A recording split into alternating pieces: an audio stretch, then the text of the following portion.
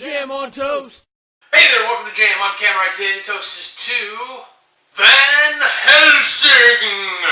This is a review for hashtag We Are Movie Club. This dramatic choice was made by Charlie. Go give him a tickle. So the short sell on this one is that the famous monster hunter Van Helsing has been chosen to go and defeat the infamous Dracula.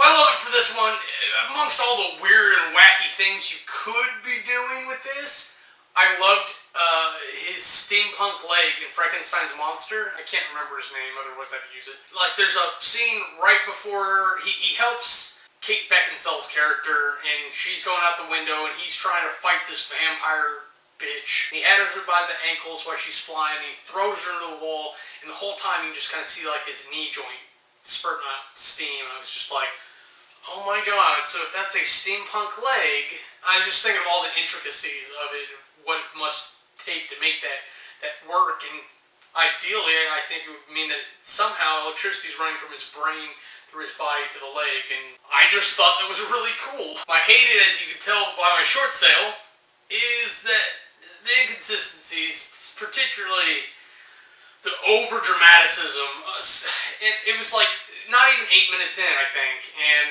I'm just like, what is going on with the brides? Because they were just freaking out. They were like, I could just see the director like, do more of this.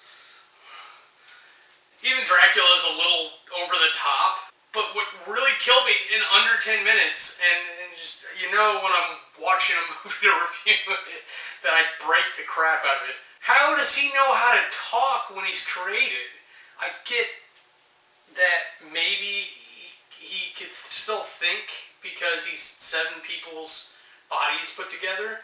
So, like, let's even pretend he has one intact brain. So he would have, if he has memories, he would have the memories of the one person there, and he wouldn't think that Frankenstein is his father. He wouldn't have that need to pick him up. He'd be panicking about what happened to him. And if he's some kind of weird composite of people, then he'd have like this crazy schizophrenic mixed personality disorder thing going on, which would be awesome. Or like his brain would still have to learn how to reuse all those pieces so that it knows how to use what. Despite him being overdramatic at times as well, MVP for this is definitely Hugh Jackman, the guy who played Van Helsing himself. Carries the movie, he owns the action, he rules the room, and the only thing in the movie that really comes close to upstaging him at all is Kate Beckinsale, because she's kind of the female mortal version of him.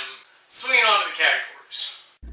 Aesthetics. This is a perfect example. I've been waiting for it to come around. That good graphics and quality production does not make good aesthetics. I don't know why the vampires turned into harpies. Dracula kind of makes sense, the giant vampire bat thing, because Dracula is not a typical vampire. He's the king of vampires. He's the son of Lucifer. He's got all these extra powers to include psychic stuff and transformation, and maybe he could have even missed it out of there at some point. I didn't like that, but I got it. And then their babies didn't make any sense. Like the egg sac thing, like I don't understand how that works. And the flying cats that come out of them, they're cool looking. I really like them, but they don't make any sense for the story.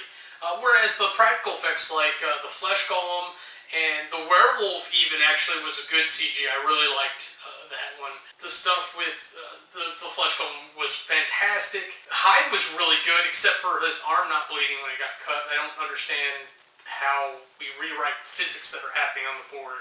But they had dumb scenes in there, like when they would disappear and reappear somewhere really fast, so that means they can move faster than everything. Or maybe they were glamoring the victim and then moving normally, and then I'll just close the store so when you open it, I'll be behind it. And then you had big chase scenes where like they were struggling to get away from things, or like they could actually be shot at. It visually didn't make a lot of sense so much of the time, but if you just, it's like when you, but if you look out into the distance and just let your eyes unfocus, you can see so much going on, and it's all good. It's all a lot of fun. Don't get me wrong. It's great action. Everybody did really well.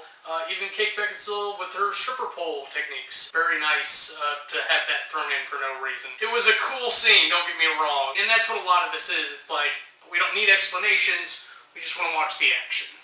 Aesthetics gets an 8. Character development.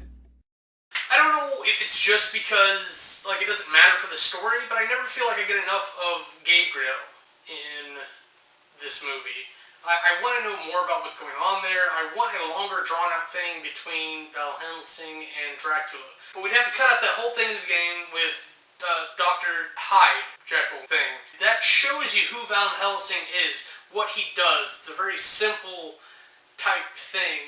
He's an extraordinary person doing extraordinary things, but he does it as a day job, and it's just kind of what he does. And they cut out a lot of him searching for him or whatever, because they reference that this is the end of a whole other thing. Give us that movie. What is wrong with you? Give me a whole movie with him chasing down Mr. Hyde. That would have been fantastic. And then we come to Dracula and we do a good movie with that, where it's this long drawn out thing with him clashing with Dracula over and over again, and every scene, like, that's part of the agreement that, like, they have a conversation when they meet up or whatever. And then we get to learn more about him being Gabriel, because if I remember right, he's kind of an angel, but it's so unclear, and there's so much other stuff going on that you're like, oh, fuck that. Let's watch the action, because it does it to you. So it does itself disservice in certain ways for what potentially could be fantastic. Character development gets a 7.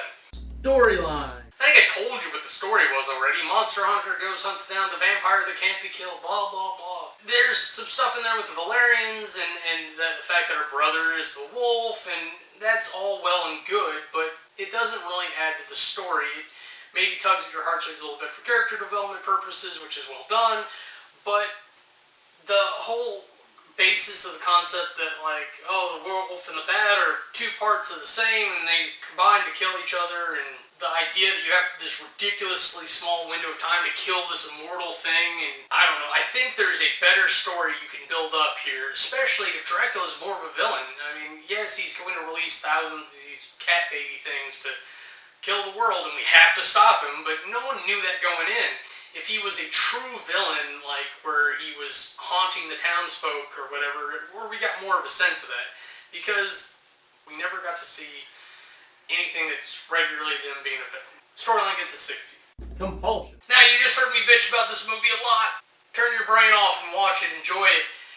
It's fun. I really liked it. I still like it. I'll watch it again. I'll watch it right now. You can't stop me. You're a camera.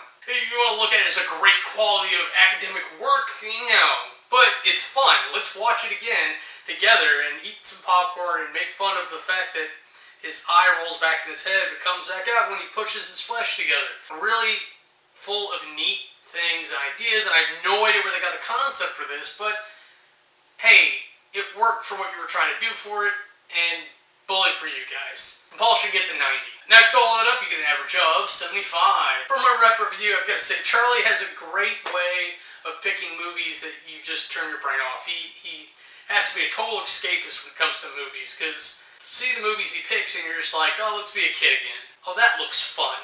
They're very rarely like big dramatic movies like I tend to go for, and if I ever get the Red vs. Blue here, which I'm actually looking forward to, I'm gonna have to pick some movies to counteract all this goody-goody feelness, and not to make everyone depressed, but like I said, this is a review for #WeirdMovieClub. This week's pick was Charlie's, so check him out. A lot of his movie reviews for movies that he picks especially will be ones that are good for you to turn your brain off and enjoy, like this one. Next week is going to be me. We're going to go into season 9 of Red vs. Blue, and we're going to see some great mocap, and it'll be a good time. This will be another one where you could turn your brain off if you want and still enjoy it, because it's going to be less heavy on dialogue. Well, that's it for me. I'm Cameron. Don't like me, bite me. If you want to see anything else we're up to, go ahead and click the annotations and they'll take you to our other channels.